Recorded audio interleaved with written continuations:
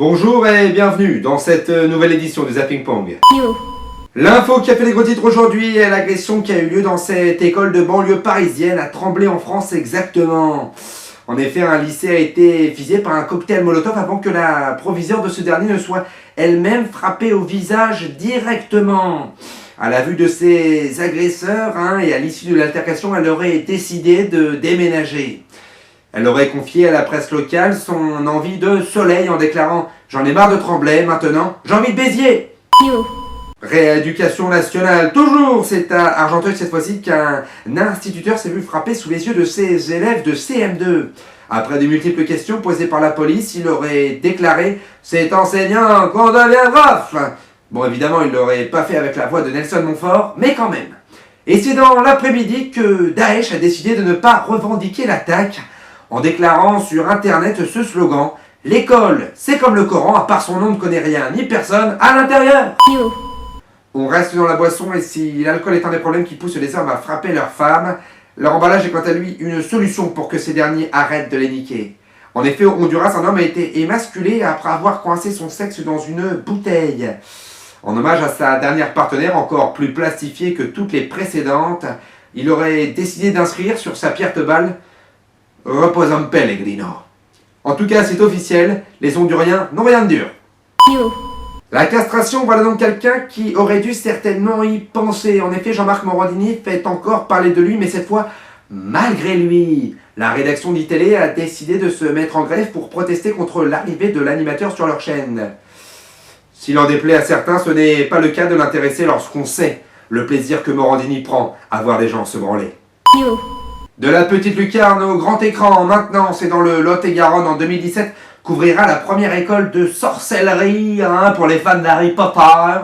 En effet, l'ancienne chroniqueuse On n'est pas couché, Audrey Poudlara, aurait récemment écrit que c'est Dominique Strauss-Kahn qui serait le plus à même d'en être le directeur. Ce n'est qu'une demi-surprise concernant l'ancien chef boulanger, lorsqu'on sait toute l'agilité qu'il avait à manier sa baguette devant les Bocuse. Yo. Après les soirs, le réconfort, et voilà certainement des gens qui n'y auront pas droit. En effet, dans le 16e arrondissement de Paris, un futur centre pour migrants a été incendié.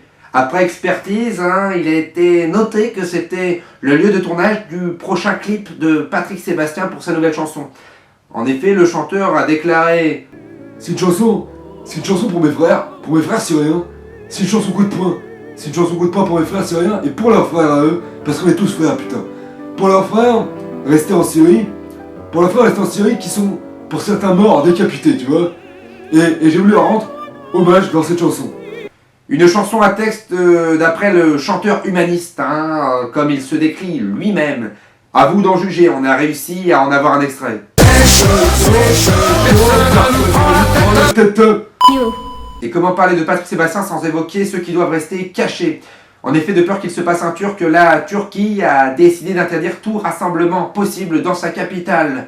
En effet, une vie paisible est devenue aussi rare que de l'or en carat. Heureusement, dans d'autres villes, certains se regroupent. Ils manifestent. C'est comme cela qu'ils percent Istanbul. Yo. International, toujours. Le gouvernement autrichien a décidé de raser la maison natale d'Adolf Hitler afin de reconstruire une nouvelle bâtisse par-dessus ses fondations. En effet, ils se sont enfin aperçus que le maintien de cette maison ne servait finalement, comme les gens qui auparavant y vivaient l'étaient, à rien. La nouvelle bâtisse qui devrait être construite par-dessus serait le nouveau siège du Front National. En tout cas, c'est ce que souhaiterait la nièce de celui qui dépasse les borgnes, Marion Maréchal Pétain, Le Pen. Yo.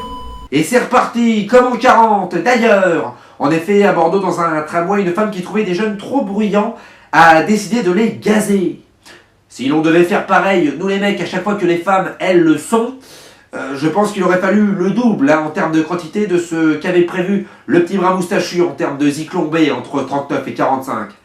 Et puis à l'annonce de cette nouvelle, c'est l'auteur dont on a tous quelque chose en nous de lui, Tennessee Williams, qui a décidé d'écrire une nouvelle pièce de théâtre intitulée Un tramway nommé Désert. Yo. Et pour finir cette édition, une page culture maintenant. En effet, on passe du petit bras moustachu au grand blond imberbe. Demain, dans toutes les salles de France, sortira le film Brice 3, le nouveau film de James Hutt avec Jean Dujardin et Clovis Cornillac dans les rôles principaux. Notre envoyé spécial est allé à la rencontre de l'acteur oscarisé pour sa partition dans The Artist en 2012. Et au lieu de lui parler du film, il a préféré lui dévoiler sa plus belle imitation de Jean-Paul Belmondo. Regardez, hein, c'est ancré au panthéon du comique, et c'est déjà collector. Un extrait signé Jean-Yves Le Briand et Brian Joubert. Je me suis toujours demandé ce qu'on pourrait faire avec beaucoup de pognon. Je crois que j'élèverai les chevaux. Voilà que ça fait 30 ans que je suis fait pour la sieste. Une chaise longue, des champs bien frappés, et en étant avec des canards. C'est con les canards, mais ça fait cossu. Super. Ça fait cossu. Merci de nous avoir suivis, à la semaine prochaine pour une nouvelle édition.